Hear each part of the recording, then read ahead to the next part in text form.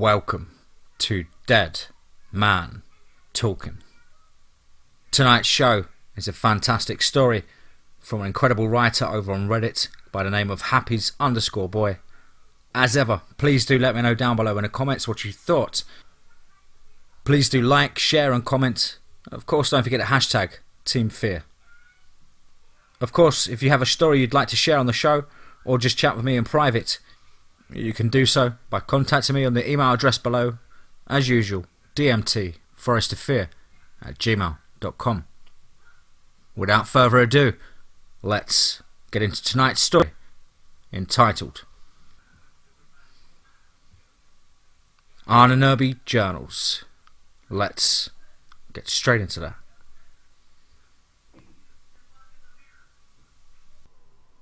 U.S. Marshal's Northeast Office. Field Evidence Report number 54063, January the 16th, 2019. Supervisor Marshal Callahan. Description: this file was recovered from the body of a 26-year-old male, recounting details to investigation number 54063, referring to the creature as the Nord. The male was found quartered holding a rifle. The subject was found along with 3 others around the same age group. All were armed with 5.56 rifles. To be uploaded to the Marshal's server only. File number 54063, raw text. Okay, I'm going to be blunt with this. You may have heard of the occult practices of the SS, but they wouldn't tell you that some of the projects worked. I know because my grandfather was a high-ranking officer in a division. He even had papers from some sort of projects he was involved with. These things my grandfather did, they haunted him even in the early years after the war, where he fled to the United States during Operation Paperclip. He reached out to me in a letter, wanting to see his grandson. Little did I know my knowledge of what I would learn. My blood connection to him would make me a target for something. I would have left my grandfather to die alone if I knew what his motives were beforehand. But I went not knowing that the outcome would mean me needing to write this now. I took a train from Burlington to northern Vermont. I was ready to stay for a little while, packing clothes and a box of some of his old things. I took a cab to the hospital from my hotel. The winter air brought back memories of Christmas and family vacations. But the ironic thing was, I was never allowed to meet my grandfather. My parents barred me from any contact with him. Little did they know, he'd write to me on occasions. During these letters, he would just tell me he wished he was able to watch his little man grow up. But now, I was an adult. My parents didn't need to know. I was just making sure my grandfather had family around him when he passed. All of these thoughts flowed through my mind as I stood at the door to his room. Right after I knocked, I heard a faint and fragile, "Oh yes, come in," from the other side of the door. The wave of anxiety got blown away as I opened the door, seeing a small, frail man before me. The first night was nice. He talked about his childhood, which he told me was the hardest part of his life. Born in 1916, right before the First World War ended, living through the Depression. He told me how his mother would stand with him in line for bread.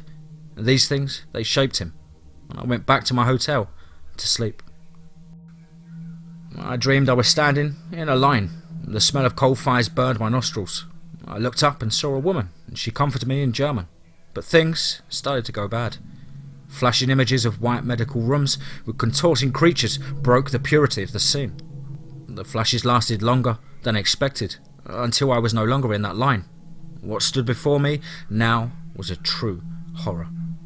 The body was warm. I looked up to see who the body belonged to, and the head was in pieces, fractured by an apparent gunshot wound to the head. But it was still breathing. Tubes were keeping it alive. And then I saw on the sleeve of the man's suit a crimson armband sit crisp and ironed. I knew then and there who it was. But when I looked back over to the corpse, it was gone.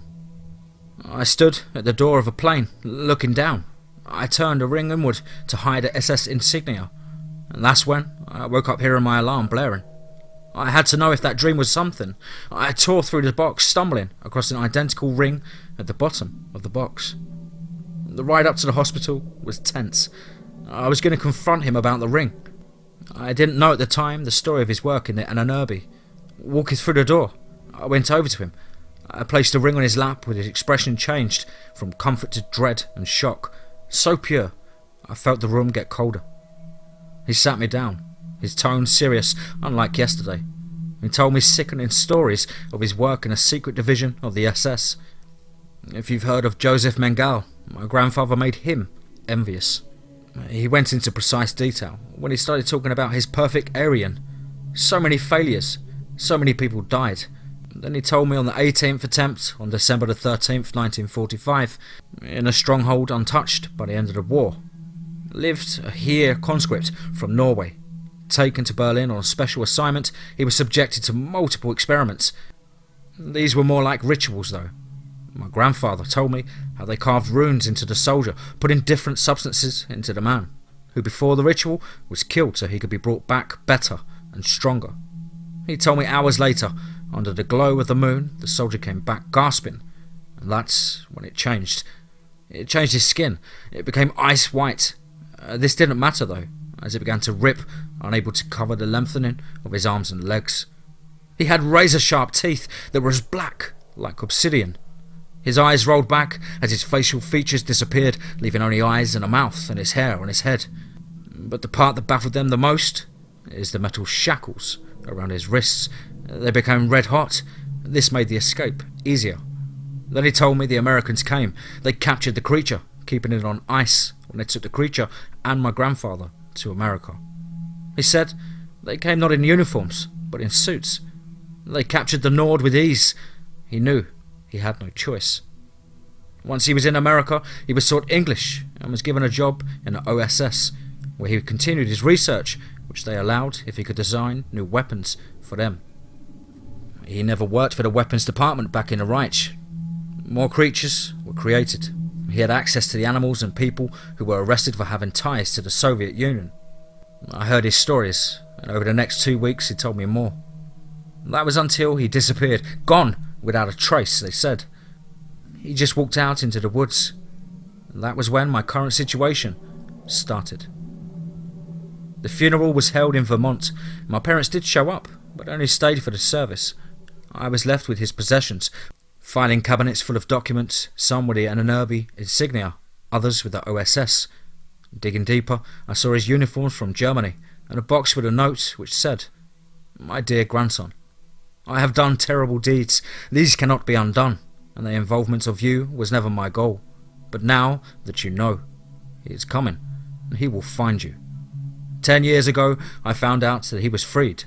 Those researchers thawed him, and they wanted to see if they could find the science behind the Nord and Ahnenerbe didn't even know we had made.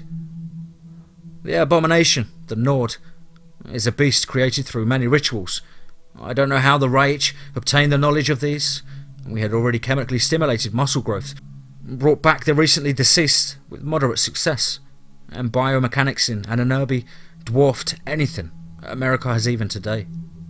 But this thing, the Nord, was more. Science and the occult came together to undermine God himself. It is dangerous, my dear sweet grandson. There are more creations too. People do exist that can help organisations with the United States, as well as many other countries. My dearest grandson, with this note, I've included tools to aid you. My Luger. It won't kill the Nord, but you might slow it down. My notes on the Nord. He has many secrets on how he operates. I recorded as much as I could. But most importantly, my OSS ID.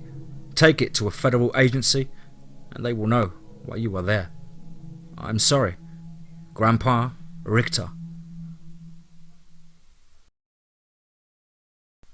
I went home after finding a note. My grandpa was a Nazi. I had some things that made his stories believable, but this was too far. Life went back to normal though. I went back to work and my life was actually pretty good. But that lasted only a few months and things slowly started to get worse. I didn't acknowledge it at first though, but one morning I was driving through some back roads to get to work and my tyres felt weird, like something really wasn't right. I made it to work though, because I own a custom firearms company with some buddies. One of my guys fixes retired police vehicles, which is mine, and it probably had some tyres on the dirt cheap. Once I got out, I looked at my tyres. 3 8-inch long gashes on the wall of the tyre, on each tyre.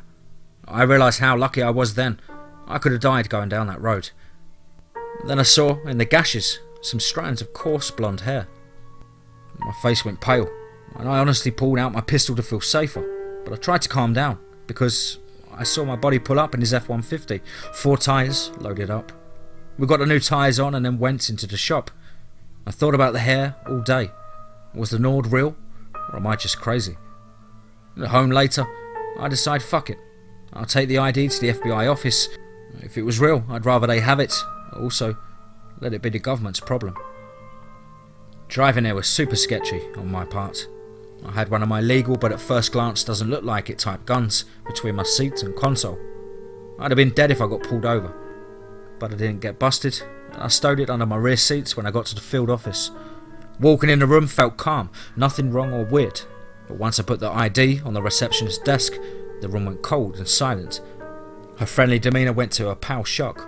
She quietly and shakily told me to wait and sit down while she made some calls. An hour later, a man in a black suit with a green tie walked in and sat down in front of me and introduced himself only as Agent Giles. He asked questions about if I was religious or performed rituals. He bombarded me with questions while I tried to tell him why I was there. I couldn't take him ignoring me, so I told him to stop. He didn't appreciate that or my tone, but I continued to explain the events that had led up to today. He told me how people can help, probably kill it, but I should probably just keep my guns with me and stay vigilant, and to call him if I needed anything. I nodded, feeling like he'd brushed my situation aside. I drove home, used some wood I had to reinforce the doors and windows, and slept on the couch, surrounded by guns and magazines. If he wanted to kill me, I'd give him a hell of a fight. I repeated the routine: get up at 5, get dressed, put my holster on, then I would check the house and yard for activity, and then finally I'd lug myself and my shotgun into my car, drive to work fighting to stay awake. Everything was okay, usually maybe a golden streak in the woods as I blazed through the wooded roads to my shop. Then I'd drone away, modelling parts, machining them out, and then finishing them. After the 8-hour day I drove home, cooked something on the stove, eating it quickly, and then I'd end my night after watching the windows for hours, waiting for something to meet my arsenal. He was toying with me, and I knew it. I just kept doing it for months. It took a toll on me mentally and physically. It hurt to stay awake, and I started to see things, mostly from the dream I'd had before my grandpa died. I decided I needed people to help. I lied to my friends, saying people had been eyeing on my house for weeks, and I wanted to watch the house with some friends, and they agreed. I did feel bad for lying, but I had to. When they came, I had some steaks cooking, and if they were going to help me, I was going to treat them well. They thanked me, and we took the time to eat and enjoy the food. And at dusk, one of my buddies, the one who brought the tyres, and I slept. I got 4 hours of actual sleep, and when it was our turn to stay awake, I was fighting the urge to just go back to sleep. The first hour, we had a false alarm when a squirrel decided to land on my window. I almost blasted the thing had it not been for the safety. Nothing happened for 3 hours, until we heard the air escaping our tyres. We woke up the others and told them to get ready. We could hear glass shatter on the upper floor, and the boards I used to blockade my windows got snapped. A low hum echoed through the home as the Nord passed through room to room. I gestured for the door as we were almost safe until the Nord's pale skin could be seen moving down the stairs. We slammed the door, deciding he was about to see us anyway. Go into the closest vehicle, my buddy's truck. We saw the tyres had been gashed with large slashes. Ignoring the main tyres, we started the truck and barreled out of my driveway, driving towards the FBI office. What the f was that thing? Rattled from the driver's seat. I had to come clean. My grandpa was a Nazi. He sort of did some freaky shit. I yelled from the bed of the truck. They didn't say anything else for the rest of the ride. I called the agent's number and told him that it had come. He told me to stay where I was and wait an hour for rescue. I told my buddies all we had to do was wait and watch the woods. We were still armed and my buddy had a light bar so we could fend the dark off. Fucking hour, midwinter, 2 AM with a Nazi monster following us was not ideal. We tried so hard to stay awake and vigilant, but the woods surrounding us drained us, and the hum would come and go, I was watching the truck. Branches snapped probably 500 feet away. My buddy shot at the noise, and I could hear a large creature bolt away. It was either a moose, or it was the Nord. We were all alert and awake now. I tried calling the agent, but he wouldn't answer. I was dialing again, when the Nord came out of the woods bloodied and enraged, his eyes piercing through my rifle's red dot. The flashes were blinding. I went into a trance. I was shooting at the creature, but I didn't control myself, seeing my actions in flashes. I kept shooting, but when I reloaded, it got close enough to rip my friend's arm off. But a shotgun blast to the chest helped regain some distance as we fell back into the woods. The snowy ground around me was slick as I ran as fast as I could away from the Nord. But slowly, as I started to lose energy, I began to hear the less footsteps running with me, and then I heard another pair. I don't have much time. I'm using my last minutes to write this so anyone who finds it doesn't share my fate. I was attacked, a log tripped me, and the Nord caught up. He seems to be distracted by something in the distance. I can hear sirens in the distance, men calling my name. I might make it out, actually. I am watching the Nord get torn to shreds by automatic fire. It's getting darker. I can't fight the sleep anymore. Goodbye, world. I'm sorry for my grandfather's sins. Final notes, unintelligible writing, and a symbol were at the bottom of the page. Forensics could not distinguish what was written. There was a symbol found, and it was found to be the seal of the Nazi occult division, Ahnenerbe.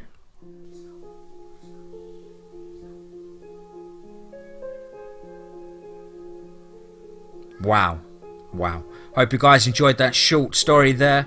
Big thank you as ever to the author. Do take time to check out his wonderful Reddit. I'll leave a link for that in the description box below. Hope you're all well and happy. Trying my best to get some recording done this week, but it's a busy week ahead again, I'm afraid. Do stay tuned though, and I will post as much as I can. Thank you all so much for your likes, your shares, your comments. Wonderful as ever. And above all, guys, remember, if you're out and about in the woods, keep an eye on the trees and what's around you. But most of all, remember, be safe, not sorry.